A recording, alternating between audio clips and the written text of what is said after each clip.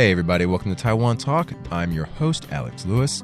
This week we talked to Vanessa Wang and Jenn Crimin from Women Anonymous Reconnecting Mentally, or W.A.R.M. They're a women's mental health support group in Taipei, and they're doing really important work. Take a listen to our conversation. Can you please introduce yourself? Just your name and why we're here.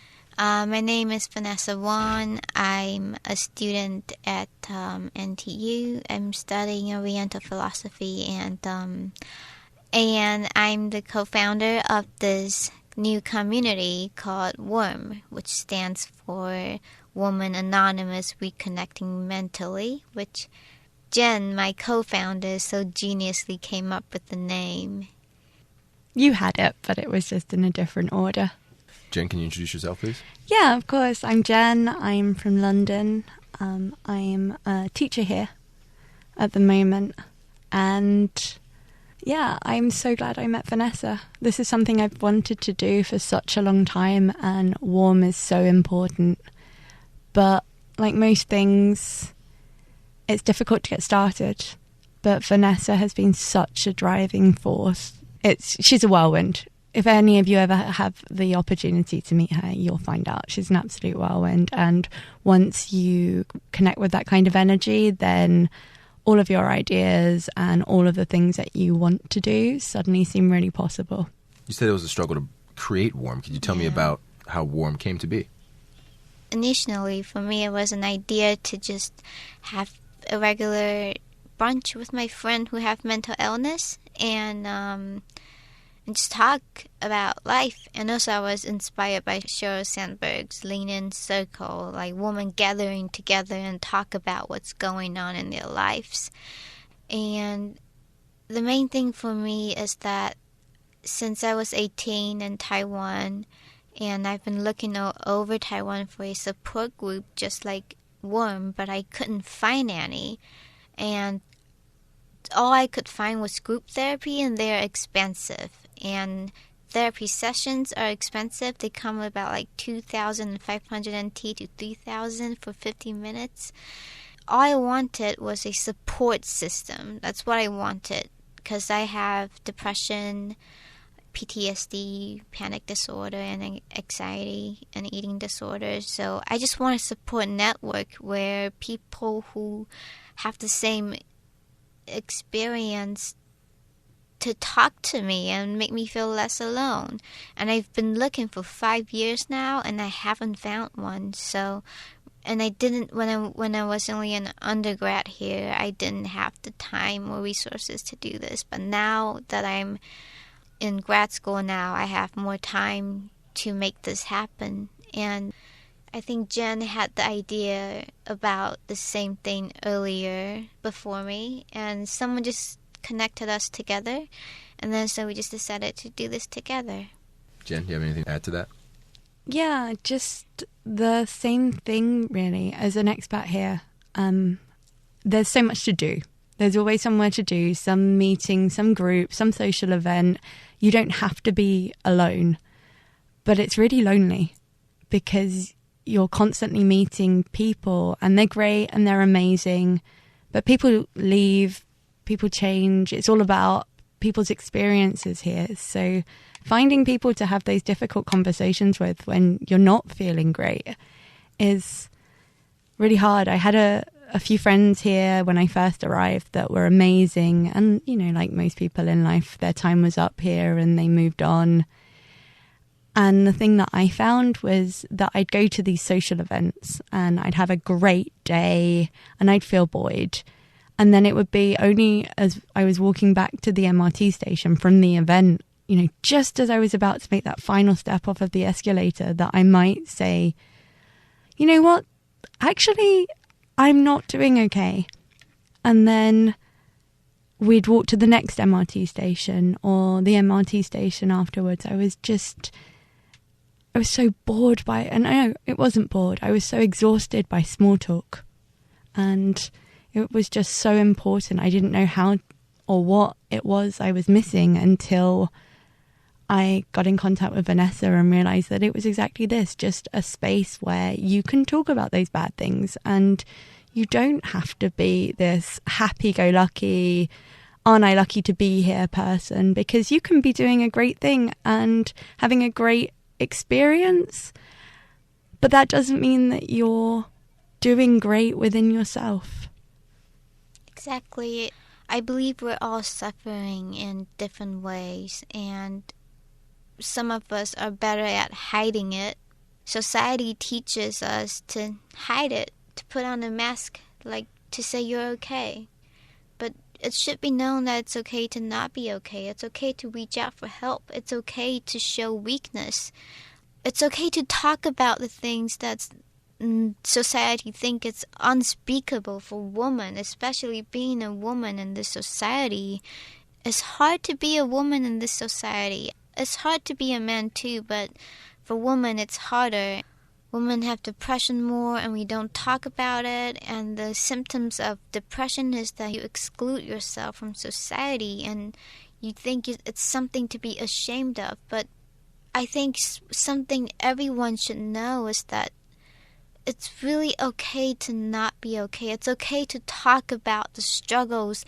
You don't have to have mental illness to talk about it or to share about your story. You just, if you're feeling low, if you're just going through a hard time, we can just talk about it, and that can prevent so many damages. It can prevent a person from having depression, or even save a life.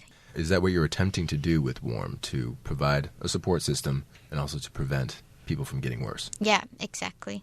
Okay. It's just an outlet. It's an opportunity. You don't have to have a mental disorder to come along. It's just that first point of contact at just a deeper level. Sometimes in life you have things you can't share with people around you, and you can come to W.A.R.M and just talk about it. You mentioned as a foreigner, it can be very lonely here. You know, you meet a lot of transient people, and you meet people who might be here for different reasons from you, instead of maybe just here for fun, instead of maybe trying to build a life and make deep, meaningful connections. With W.A.R.M, is this group for foreigners? Is it conducted in English? Who is it for? The meeting itself is in English, but for the purpose to reach more women because of the diversity in Taiwan. English it makes it more cater. We can cater to more cultural background of women. Yeah, that's a great way of putting it. It's an international language, so it's conducted in English, but it's open to everyone. How's it been going so far? It's been more than inspiring and empowering. Every meeting, I'm humbled and inspired by all these brave women that have the courage to show up and talk about their predicaments. Like, for me, it took me an entire year to have the courage to go reach out for help. And these women, they are just...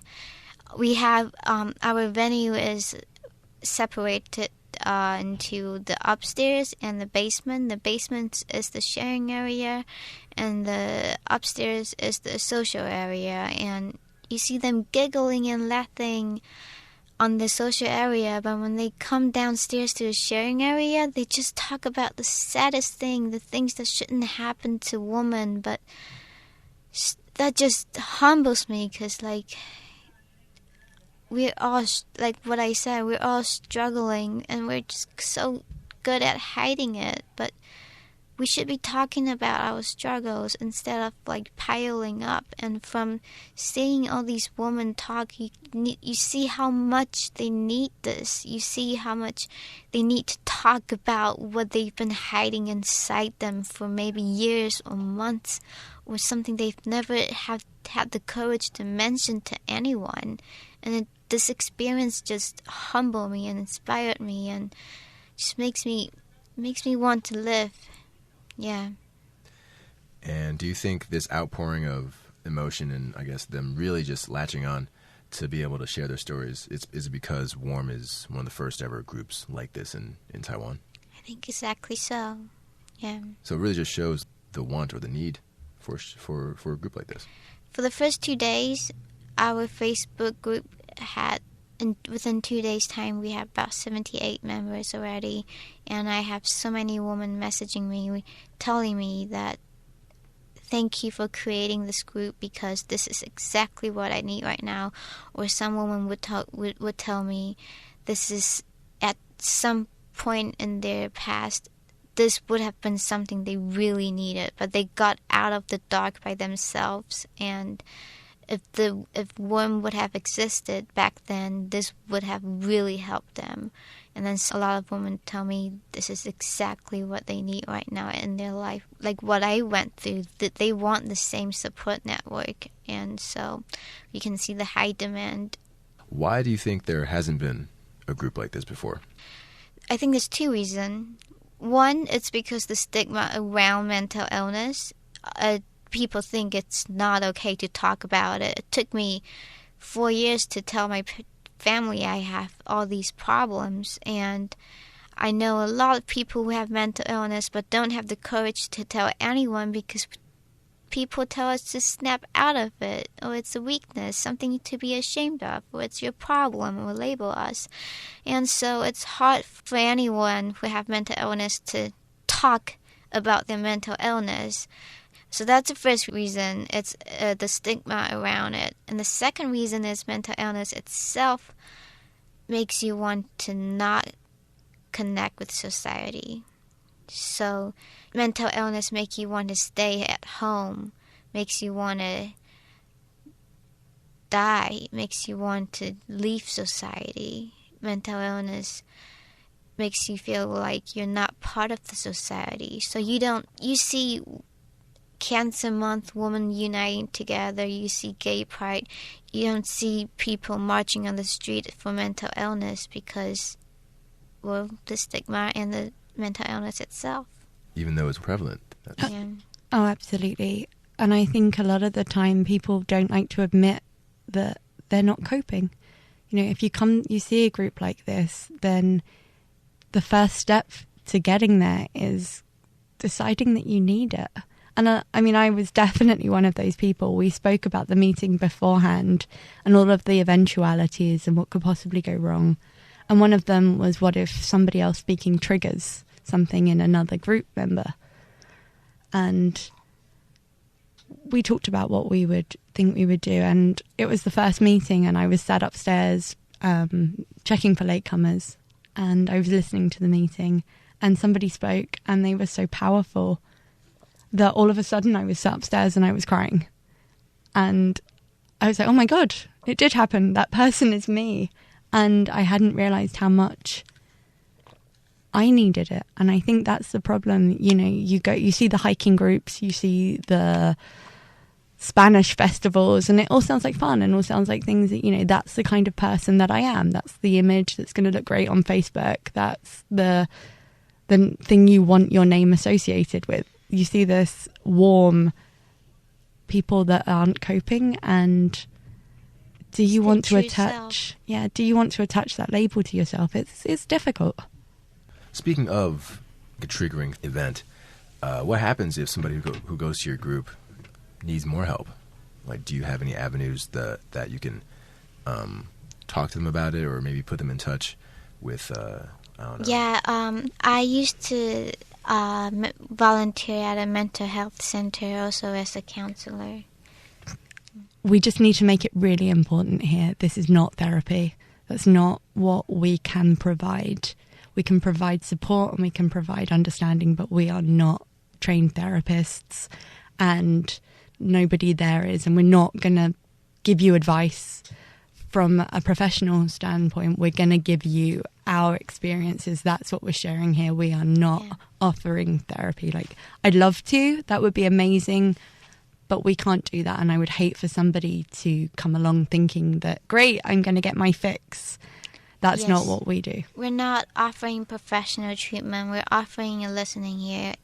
And like I said, I have a license in counseling, but when I go to group meetings at W.A.R.M, I try my best not to be the counselor, but be the participant, to be part of the community. So I don't give any professional advice, or we're not group therapy. We are a support group. And if someone needs help, because I used to volunteer at the mental health center, I have a bunch of resources that I can guide them to outside of this group. So if someone needs help, I have plenty of resources to tell them where they can seek professional help, but we're not going to provide professional help.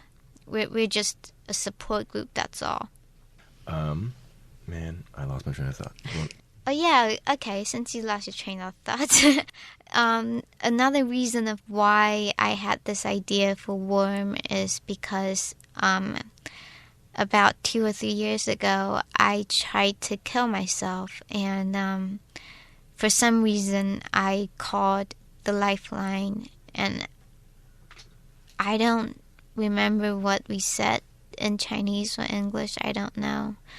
But it was a mess. And months later, I felt better. And I suddenly remembered that this male volunteer who I don't know his name told me that if you survive today, you can do something kind. You can offer some kindness to the world. And that sentence stuck with me. So I promised myself and this nameless volunteer that when I get better, I promise him and myself that I will do some kindness for this world. And this is what I'm trying to do with W.A.R.M, because that volunteer saved my life by giving me his time and talking to me. And this is what I want W.A.R.M to do.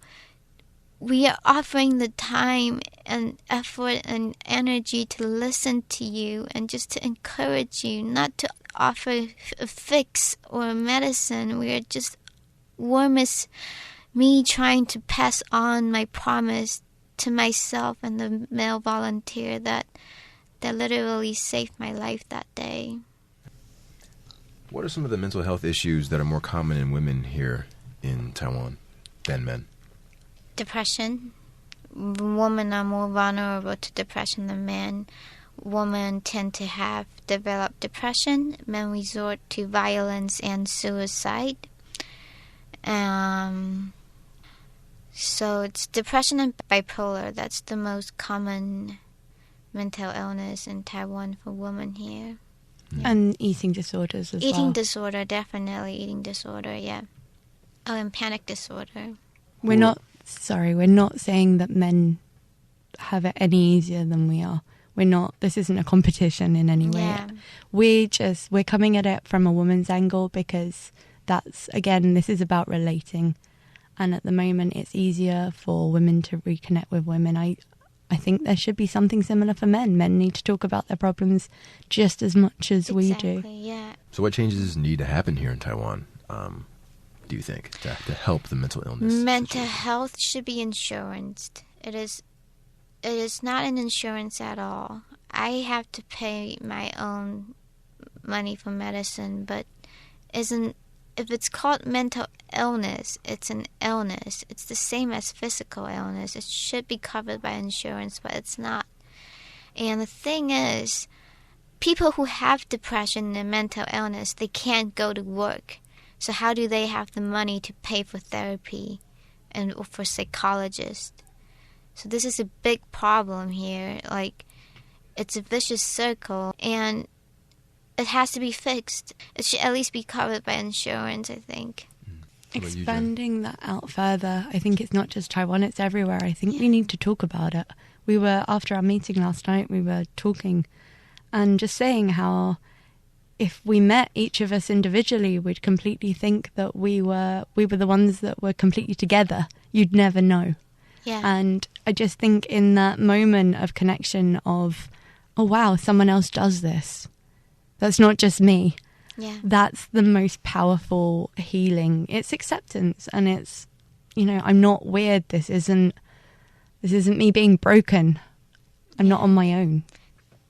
And how do you see W.A.R.M working towards seeing this change happen, or seeing any change happen? What's the future for W.A.R.M?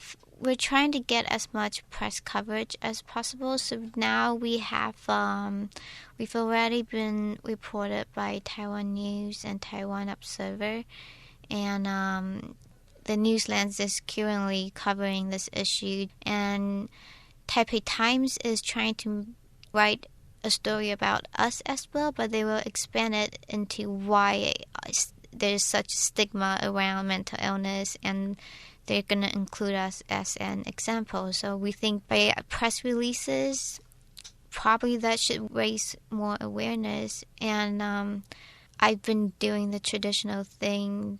I go to my neighborhood, restaurants to restaurants, and to promote awareness and give them our little cards or our little gifts and tell them this is an issue. And the surprising thing is that all these people I've contacted with do not have stigma against depression or mental illness. So they're more than supportive. So I think there's a space for communication here. At first, people may have the stigma, but when we talk about it, when you tell them exactly what it's like to have mental illness or what it's like to struggle in life, I think everyone understands it, because we're all the same, basically. I think it's important. What we want for W.A.R.M is it's a conversation piece. It's bringing it to the table. Did you read this article? Did you hear about this meeting? And it's a chance for somebody else to say, actually, you know what, I need that. And even if they don't attend the meeting, then it's broken that silence around it. And for me personally, I mean, what would I love to see in the future? I'd love to see that there is no need for W.A.R.M, that it just happens naturally, that friends or co-workers or your neighbour or that person in the shop that you buy your milk from every day asks you how you are and actually means it. It's not that automatic, how are you, I'm fine, thank you, but without even thinking. I'm a teacher and I try to teach my kids. If you don't want to know the answer to that question, don't ask it. And if somebody asks you, be honest. You don't know how much that could just help them in that moment to hear somebody else not having that great day either. If you show your face from behind the mask, it's funny how many people suddenly are like, oh wow, yeah, I have that too.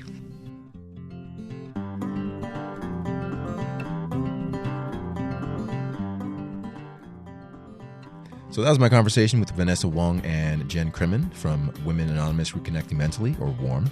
If you'd like to learn more about the group and when and where they meet, please Google them or look them up on Facebook. Mental health is a serious issue, and I hope everybody out there has someone that they can talk to or lean on in times of need. That's it for this week's Taiwan Talk. I'm Alex Lewis.